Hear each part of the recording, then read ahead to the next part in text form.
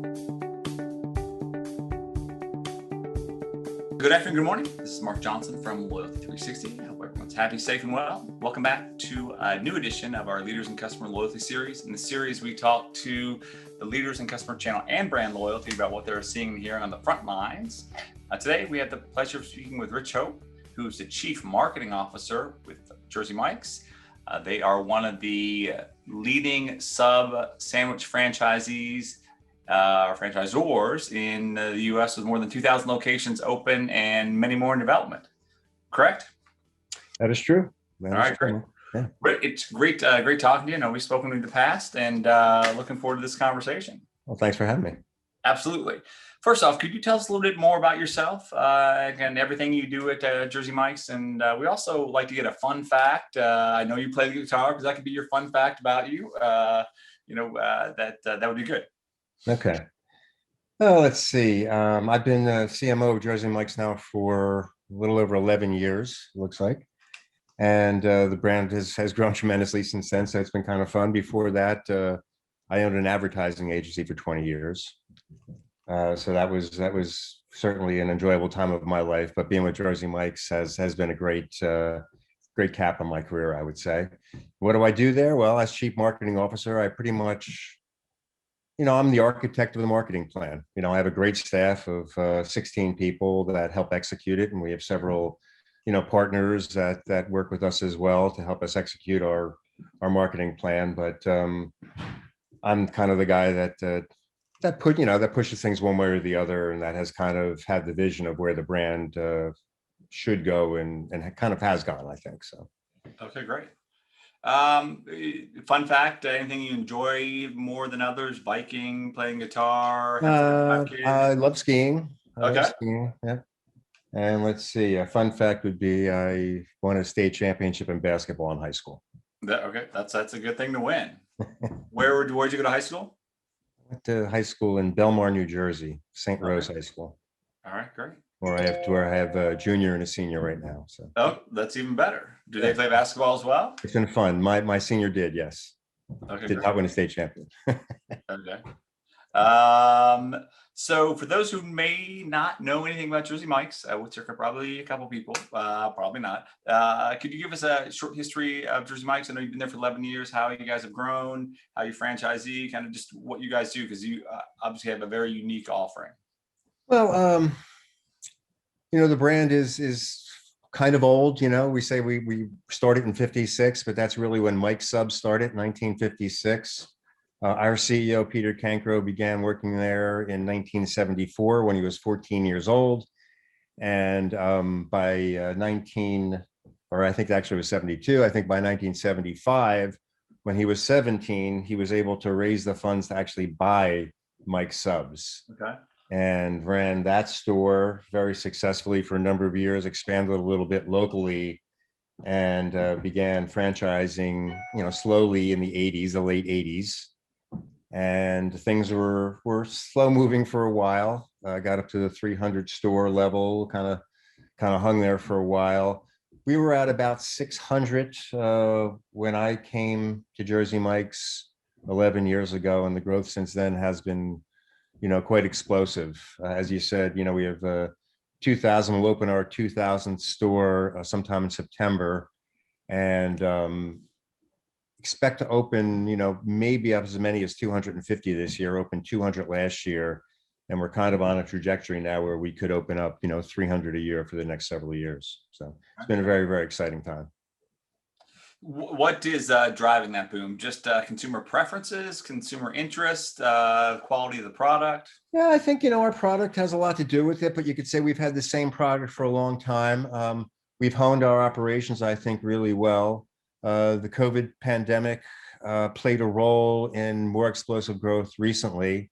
We've done a very good time, we've done well during this time, rather, because our stores are operating at a very high level. We make a great product and we consistently deliver it in, 10 to 15 minutes, whether you order it online or whether you come to the store.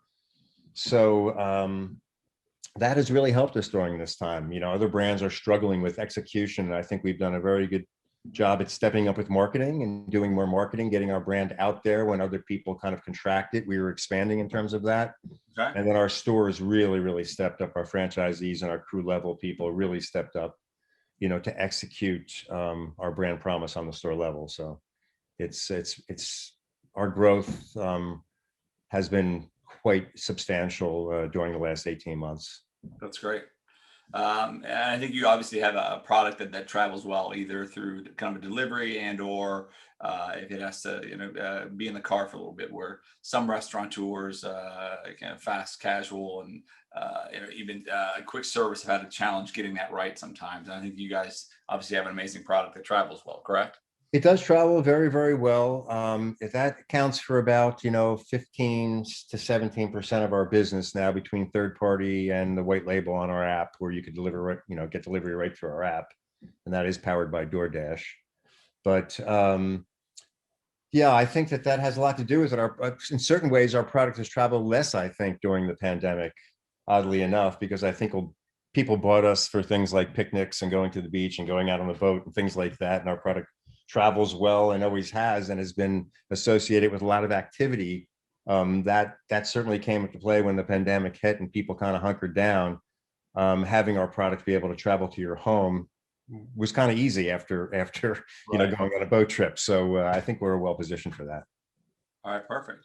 When you look at your rewards program, My Mics, can you tell us a little bit about the program, how it works, and kind of how long it's been in existence? Yeah, it's a really simple program. It's basically buy 12 and get the 13th free. There are different levels of, there are different sizes of sub sandwiches. Scott Scher, who is our CIO, he and I, traditionally spend a lot of time together. And one of the first things that we did together when I came on board, over 11 years ago, was to start working on a digital rewards program. We had the old punch card and the stamp cards and things like that were greatly abused by many customers. And, people learn how to abuse electronic reward programs as well. But that was the impetus behind starting it, that, we wanted to make it fair for the franchisees and not having, lots and lots of abuse on the store level. But so we were really one of the first ones out there with an electronic program. We branded it Short Points in the beginning. Now, short points are the points that you still earn, but the program has expanded, and we rebranded it to My Mics because of that. As I said, the program is very simple, and it's really food oriented. We've done lots of research with our email club, et cetera, surveying our customers to say, what else do you want out of our loyalty program? And overwhelmingly, people say we want free subs. That's what we want. So we've pretty much kept it that way. We do plan a little experiment this summer with Live Nation. We're partnering with Live Nation for a time period during July to be able to transfer your Short Points into Ticketmaster bucks. So essentially 250 Short Points can be traded in for $25 in Ticketmaster bucks, and you can put that towards any concert that you buy through Ticketmaster. That's an interesting program. It's the first time that we've really gone beyond the sub sandwich as a reward. So we'll see how that goes. Okay, great. You mentioned partnerships. We have a brand membership, hundreds of brands that are members now. Partnerships are very germane and of interest opportunity, but struggling to get it right is a big challenge for that. And how did you decide to work with Ticketmaster, and what does that partnership mean or potentially mean to you and your organization? Well, we've been working with Live Nation now for a couple of years, so Okay. this was just something that an extension of our partnership.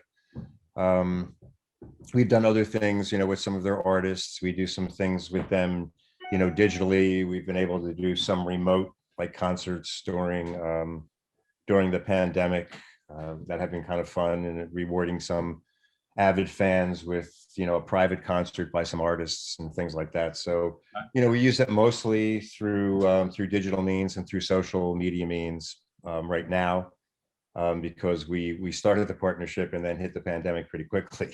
Right. So but it's worked pretty well.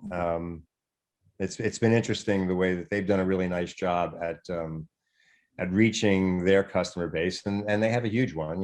Anyone that that buys through Ticketmaster as part of their database. So they've done a really good job of reaching out to that database on our behalf, during this time frame.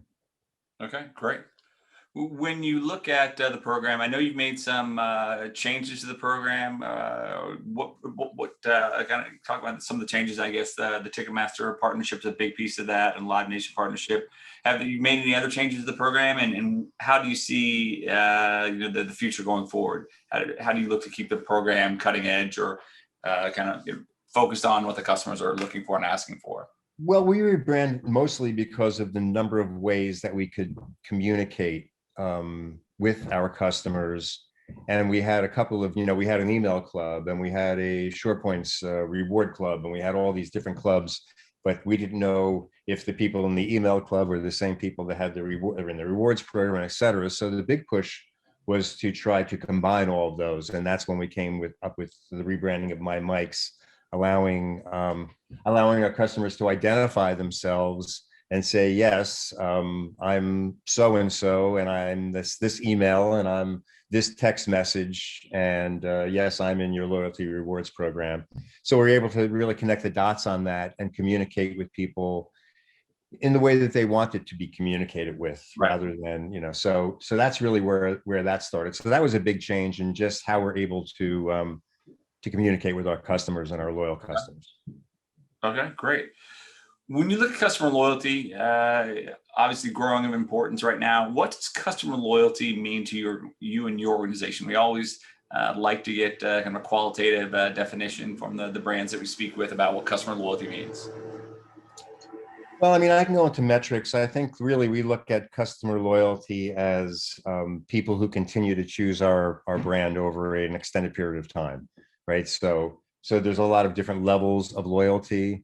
We have customers that are extremely loyal, and they come in once a week, or some more than once a week, but the real barometer that we look at are, active users in the last 90 days. So that's kind of how we judge our loyalty program. That's one of the key things that we look at and try to grow the number of 90-day active users, which our total users right now are 17 million, but our active user, people that have signed up for the program, are 17 million. Our 90-day active users tends to be around 4.5 million. And it might not be the same 4.5 million people, because some people come in twice a year, right? So, and they're still, in our loyalty program. But about 40% of our revenue total does come through our loyalty program. So that is another metric that we look at, the percentage of sales that comes through loyalty. The barometer tends to be, if you can get 25% through a program, it's very successful. And we've been operating at about 40% through the pandemic. Pre-pandemic, we were a little higher. We were at 45% or so, sometimes up to 48%. But when the pandemic hit, people stopped coming into our stores, and we went from about 18% digital sales to 80% digital sales overnight. People stopped using the keypad in the store. So now we're trying to re-engage our customers in stores as they come back through our app. We have means now to just scan a QR code, a touchless means of recording your loyalty points. But if you order in the app and you put your loyalty information in, every time you order, you automatically get your points. And that's how an awful lot of people have chosen to remain active in the loyalty program, over the last 18 months. Okay, great. One of the things we hear from our members, from brands we speak to, is technology is a big challenge for them. I know you guys have a technology development shop internally. You mentioned earlier you work with your CIO fairly closely. And what are some of the challenges you see with technology, potentially in the integration with DoorDash and others, and as the kind of sticking point for getting customer experience and customer loyalty right? Well, I think the number one challenge continues to be unpredictability, and to some level, uncontrollability. Now, you can certainly control some things, and some things happen where it's your fault, and whoop, I was the weak link in the chain, and we messed up, and that certainly happens from time to time. But it's a small percentage of the issues that arise. So the internet can go down. So then boom, we lose sales, right? Our credit card processor can have servers go down. That's a problem. FiOS can go out. That's a problem. There's just so many different things that along the chain that can happen that can create a problem on the store level for our franchisees who are simply trying to ring up a sale. That that it's just unpredictable and sometimes uncontrollable. So that I think is the biggest challenge. I mean, the other challenge is, we do have an in-house department, but we also have a partner that we work with that has helped us with a lot of our development. But the truth is, even with 30 developers in-house and a partner to help us with this, technology changes so rapidly these days that keeping up with it is just an ongoing effort. I like to say there's no finish line with technology. It's about continually trying to improve. A lot of that is the custom, through things that happen that go wrong, you fix them. Some of it, again, is just, there's nothing you can do about it right now. And you hope that other links in the chain approach things the same way you do. And when something happens, you try as hard as you can to fix it and make it right. And something else usually turns up, though, because it's technology, and that's just the way it is, it seems. Absolutely. Now, what does your technology group work in? Do they work in kind of your POS? I think you guys have a homegrown POS system, or that was why we were able to get our digital loyalty program going in-house so quickly, and we didn't have to go to a third-party vendor for that, is because our POS system also was developed in-house. We have one POS system for every franchisee. It is also a data warehouse, so it's a complete treasure trove of information about our customers, what their preferences are, what time of day they come in, all things that help us market to them better and really serve them better over time, is by using and understanding that data. So that's a real advantage of having an in-house POS system, is it's just a tremendous data warehouse. Absolutely. When you look at personalization, you talked about it a little bit. Personalization more and more important, right? Understanding kind of what they want, what they have interest in, even from how they access the keypad and how they're accessing the app. What does personalization mean to you and your team, and how do you use technology to enhance those efforts? Well, really, the My Mike's program has been the real push for personalization, because first of all, we only do personalization when someone opts in for something. So there are ways to find data out about people and personalize digital ads on the internet, but some things get to be a little creepy, and we don't do any of that type of thing. We ask people to opt into our programs, opt in if they want a text message, opt in if they want an email, opt in if they want notifications. Which way would you rather be communicated with? And by the way, what's your name? And if you want to share your birthday, we'll send you a free sub on your birthday as well. And so we develop, a relationship with our customers, through digital means, but all permission based. And a lot of it is, request based. Like, no, I don't want emails anymore. My inbox is just loaded. Can you just notify me on the app? That's the way I'd like to be communicated with. So we're trying to reach out to customers to, again, communicate with them the way they would like to be communicated with. One of the things that we see in our community is the interest in partnerships. You talked about the Ticketmaster partnership. How do you get partnerships right? That's a big challenge. A lot of times they're just a one-way hash into another program. Brands try something for a period of time, then they end up kind of scrubbing it. What's the, how do you guys look at partnerships, and how do you get them right, or what's the key to getting them right? Well, I mean, I think, diligent vetting is always going to be really important when you work with a partner. Common interests and common ethics, I think, are very, very important. And then sometimes you still get it wrong, and then you look for a different one if that happens, and hopefully it doesn't cause any harm.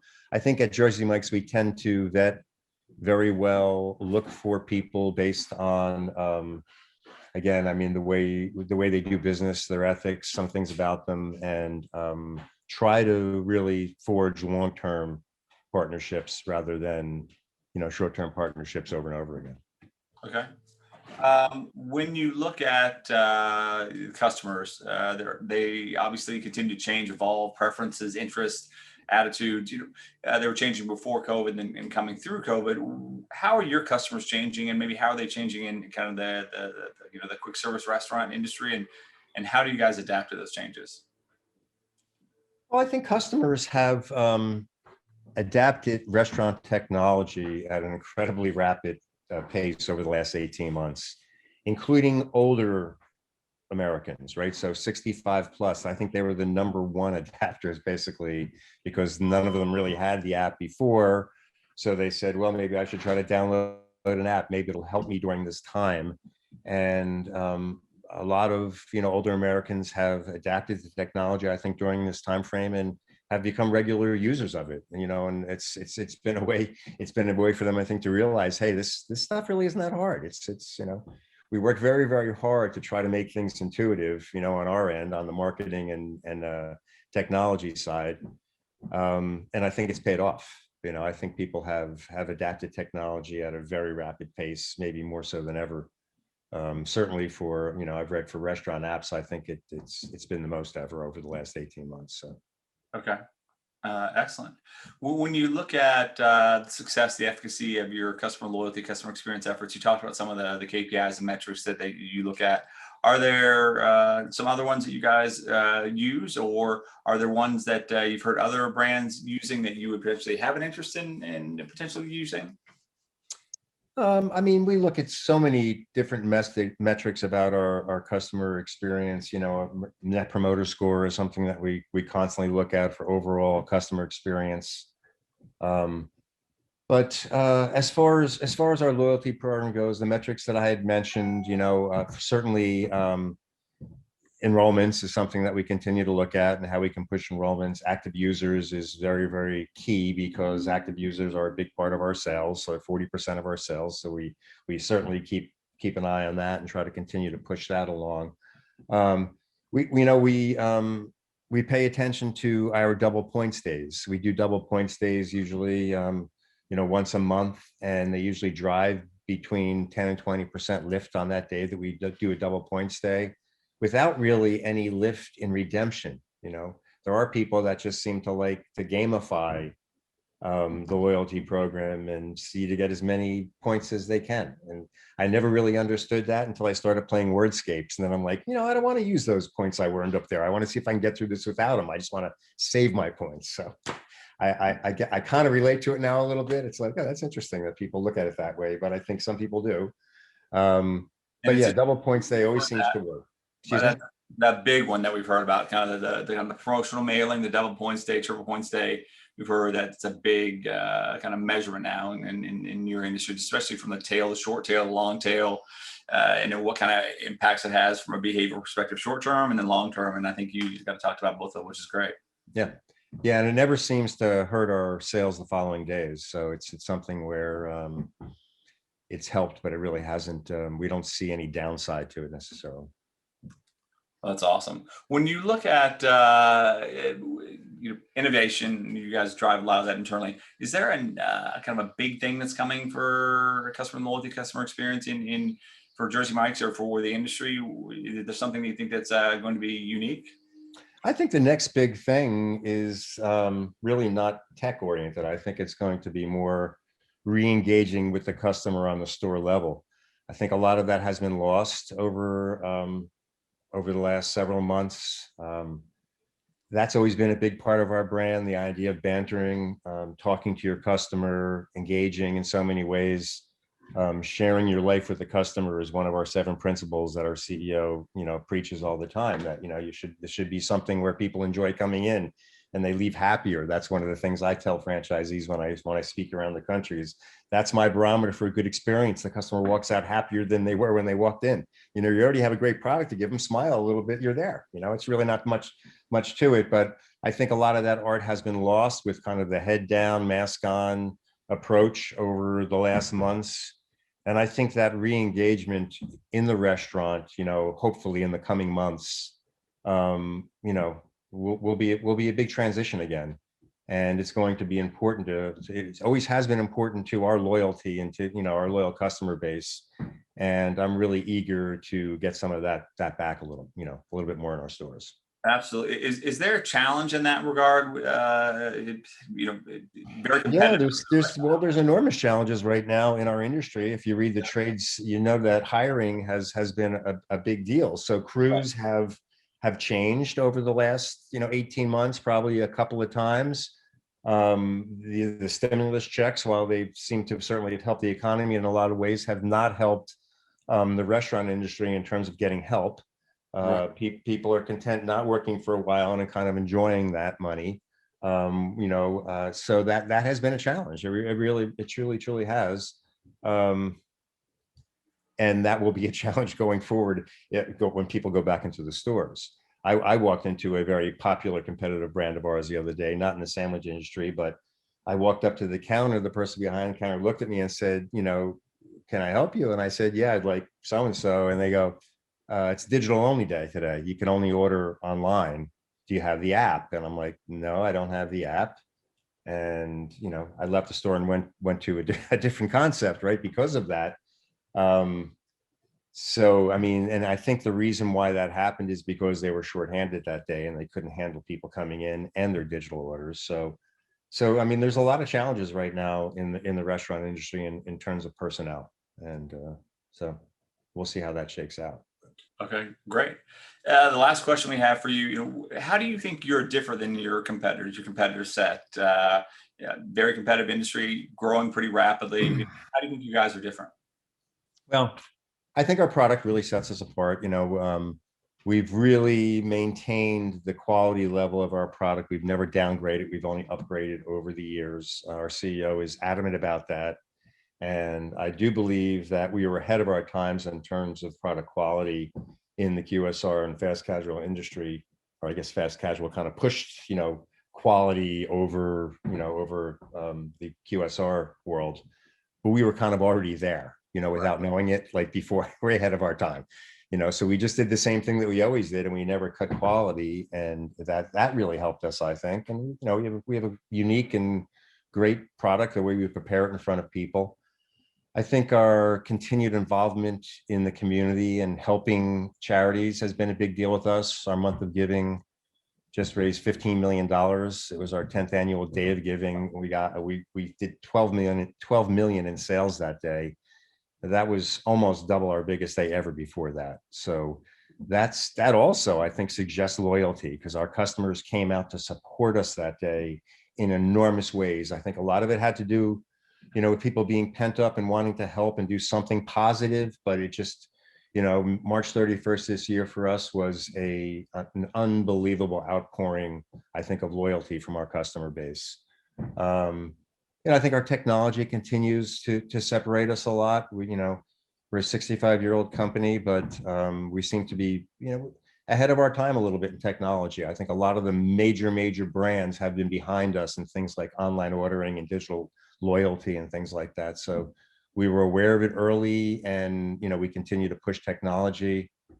And then I think finally, a huge thing over this last 18 months and always has been, our CEO and founder, Peter Cancro, continues to reinvest in the company. We overspent during the beginning of the pandemic in marketing. He pulled money out and said, we got to go for this. This is, we can't sit back and let this happen to us. We need to push forward. We need to let the world know that we're here to serve them and safely. And he's constantly reinvesting in the company. He paid for all the retrofits. We're remodeling 1,800 stores. We're through about 1,500.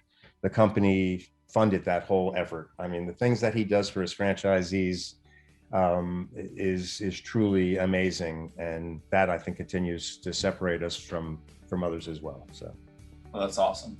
Yeah, especially with a lot of the agreements out there to pay for the retrofit is amazing. That's great to hear. Yeah.